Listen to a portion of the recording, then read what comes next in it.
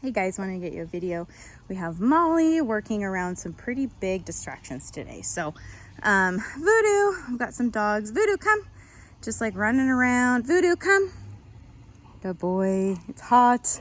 They want to go to the shade, but we're running around, but she is working on obedience. So we've got some new boarding dogs and they are a little bit more novel than my dogs. And so they promote more excitement, and she wants to play and she wants to say hi, and those things are fine, but I also want her to have the ability to do obedience around it. So we've had some changes. My nanny is going off to college, and so my niece is going to come in and nanny for us, and so she met her yesterday, and so we got to work on some obedience around her, because Molly, as social as she just gets so silly.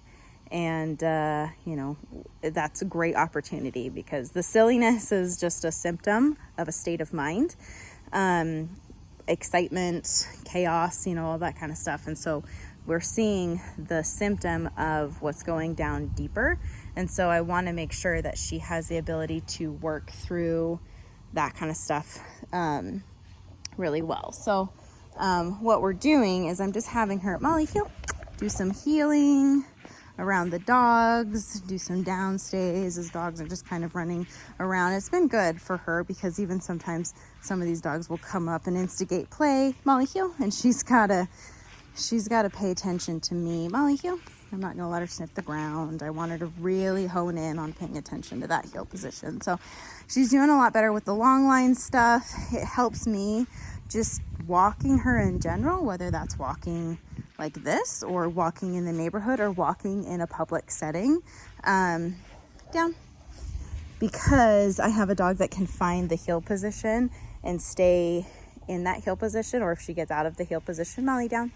Good job, girl. I want her to really pay attention to me, and I'm not like trying to fight her on the leash or anything. Sometimes, like, if I bend over like this and this is conflicting to her, she's like, I want to come snuggle you and say hi. But we've been working on, it doesn't matter what my body language is saying, just pay attention to what verbal commands I'm giving you. So my body language here is saying, hey, let's be friends, and oh my goodness, I love you. And she's, she wants to kind of feed into that.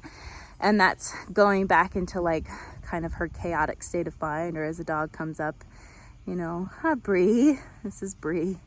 Bree's like, okay, I guess I'll come in. Bree is a Springer poo. She's really sweet.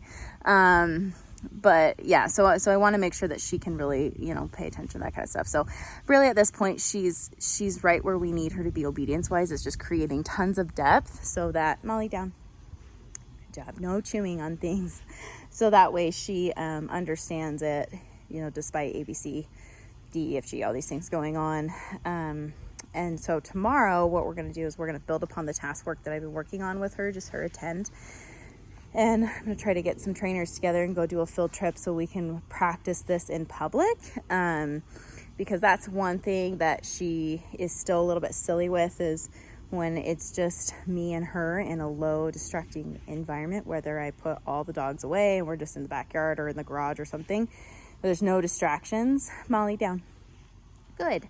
I don't want, she does really great there, but I want her to be able to do it with lots of commotion, lots of voices, lots of things going on, because that's going to be ideal. So she's been doing good with sounds. I've taken turned on like my electric toothbrush around her, and I mean, that's even softer than, your guys' noises in the dentist's office. So I've even tried going out in the garage where we've got like a Dremel that sounds super loud, and just feeding her as the sound is playing, so she's not freaked out by it or anything like that. So obviously the Dremel isn't used on her or anything like that. It's just turned on next to her and I'm just feeding her. And so we do a lot of things like that as well. So anyway, she's doing really good. Oh, Molly, heel. Good job finding the position. And if she gets out of position like that, if I change directions and use a little bit e-collar, she's pretty quick to get back in the position and pay attention. Good job. Good girl. Good. She's like, are we downing? Molly, heel. Good job, girl. Super good. Really proud of her.